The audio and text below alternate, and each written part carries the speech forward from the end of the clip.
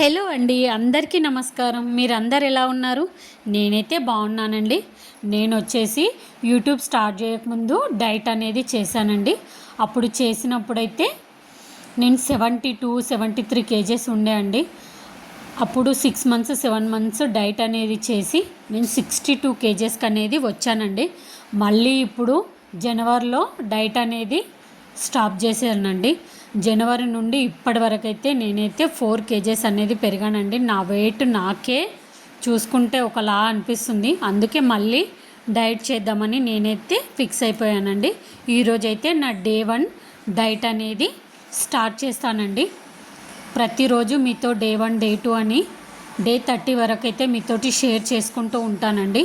మీరైతే కంపల్సరీ ఎక్కడ స్కిప్ చేయకుండా మొత్తం వీడియో అనేది చూసేయండి. నేనైతే ఇప్పుడు ఎగ్ ఫ్రైడ్ రైస్ అనేది చేస్తున్నానండి. ఒకసారి మీరు కూడా చూసేయండి నేను ఏ విధంగా చేస్తాను. మా పెద్ద పాపకు వచ్చేసి ఉల్లిపాయలు వేసి చేయాలంటదండి. చిన్న పాపకి వచ్చేసి ఉల్లిపాయలు లేకుండానే తను ఫ్రైడ్ రైస్ అయితే అడుగుతుందండి. ఈ విధంగా అయితే నేనైతే ఎగ్ ఫ్రైడ్ రైస్ అయితే రెడీ చేసుకుంటున్నానండి. దీంట్లో గరం మసాలా కూడా కొంచెం యాడ్ చేసుకుంటే చాలా అంటే చాలా బాగుంటుందండి. ఈ విధంగా అయితే ఫ్రైడ్ రైస్ అయితే కంప్లీట్ అయిపోయిందండి. ఇప్పుడైతే నేనైతే స్టవ్ ఆఫ్ చేసుకొని మా పాపకైతే దోశ అనేది ప్రిపేర్ చేస్తున్నానండి. ఇది వచ్చేసి నేను నిన్నే ప్రిపేర్ చేసుకున్నానండి. మళ్ళీ ఒకసారి మీ అందరితో ఈ రెసిపీ అనేది నేను షేర్ చేసుకుంటానండి. ఈ విధంగా దోశ అయితే రెడీ చేసేసుకున్నాను. తను రెడీ అవుతుందండి. నేను దోశ వేసేసి తనకు తినిపించాలండి. తినిపిస్తుంటే తను రెడీ అవుతూ ఉంటుంది.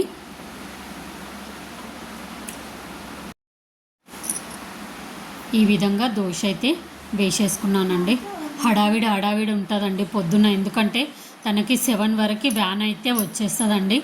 పొద్దున్న నుంచి లేపుతూ ఉంటే లేవరు. ఇప్పుడైతే నేనైతే తనకి తినిపిస్తూ ఉన్నానండి.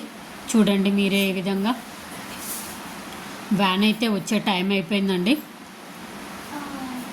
అందుకోసమే త్వరగా తినేసేయని నేనైతే తినిపించేస్తున్నాను.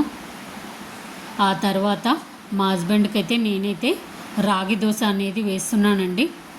ఈ రాగి దోశ రెసిపీ కూడా నేను తర్వాత మళ్ళీ చేసినప్పుడైతే మీకు ఈ రెసిపీ అనేది షేర్ చేస్తానండి. ఈ విధంగా మా హస్బెండ్కి అయితే రాగి దోశ అనేది వేసేసాను. తనకి మా చిన్న పాపతో బాక్స్ అనేది పంపించేసానండి.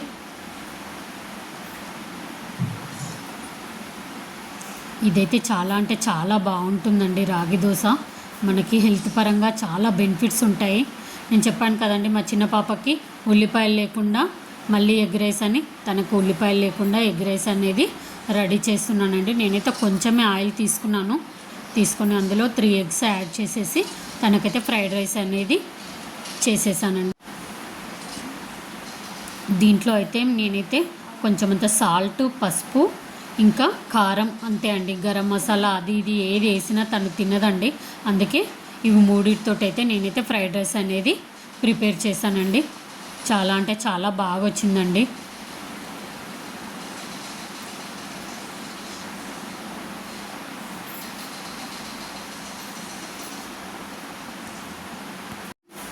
తనైతే కొంచెం రైస్ వేసుకొని తినేసిందండి. నేనైతే తనకైతే ఈ విధంగా లంచ్ బాక్స్ అనేది ప్రిపేర్ చేస్తున్నాను.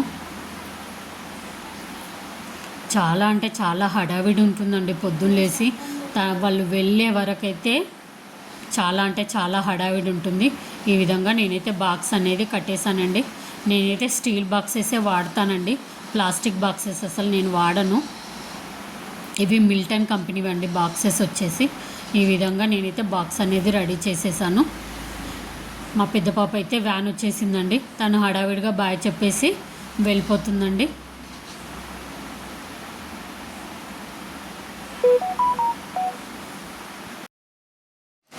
చిన్న పాప కూడా వెళ్ళిపోయిందండి. ఆ తర్వాత నేనైతే డీటాక్స్ డ్రింక్ అనేది ప్రిపేర్ చేసుకుంటున్నానండి. 1 టీ స్పూను జీరా అండి. జీరాకి ఒక 1 గ్లాస్ అట్లా వాటర్ యాడ్ చేసుకొని అది సగం గ్లాస్ అయ్యేంత వరకు మరిగించుకోవాలండి. ఈ విధంగా మరిగించుకొని నేనైతే ఈ వాటర్ అనేది ఇప్పుడు తాగుతున్నానండి. ఇది మనకు చాలా అంటే చాలా పనిచేస్తుందండి. డైజెస్టివ్ సిస్టమ్ మీద చాలా అంటే చాలా మంచిగా పనిచేస్తుంది. అలాగే బెల్లి ఫ్యాట్ తగ్గడానికి కూడా ఇది మనకు యూజ్ అవుతుందండి. నేనైతే అంతకుముందు డైట్ చేసినప్పుడు కంపల్సరీగా నేనైతే ఈ డ్రింక్ అనేది తాగానండి. ఆ తర్వాత నాకు వచ్చేసి పాలకూర ఇంకా మిల్ మేకర్ కర్రీ అనేది రెడీ చేసుకున్నాను. ఈ విధంగా రెడీ అయితే చేసేసుకున్నాను.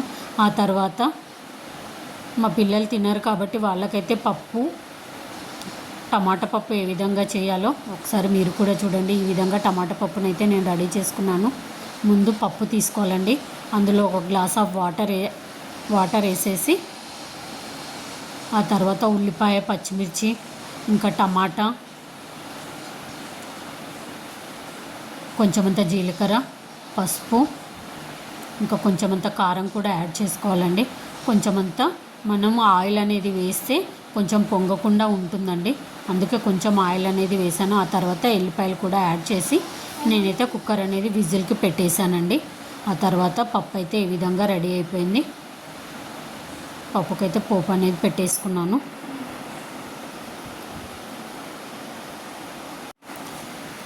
నా దగ్గర ఈ చిన్న కడాయి ఉందండి. ఇందులో అయితే దేనికైనా నేను పోపు అనేది ఇందులోనే వేసుకుంటానండి.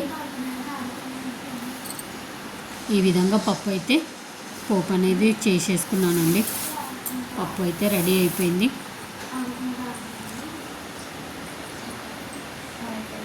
చాలా అంటే చాలా మంచిగా వచ్చిందండి పప్పు కర్రీ ఈరోజు. ఆ తర్వాత నేనైతే నాకు పూజ లేదండి. ఈ 1 మంత్ మేమైతే పూజ చేయకూడదండి. అందుకోసమని నేనైతే ఫ్రెష్ అయిపోయి ఇప్పుడైతే టైం వచ్చేసి 11:30, 12 అవుతుందండి. ఇంకా బ్రేక్ఫాస్ట్ ఏం చేయకుండా నేను డైరెక్ట్ లంచ్ అనేది చేస్తున్నాను.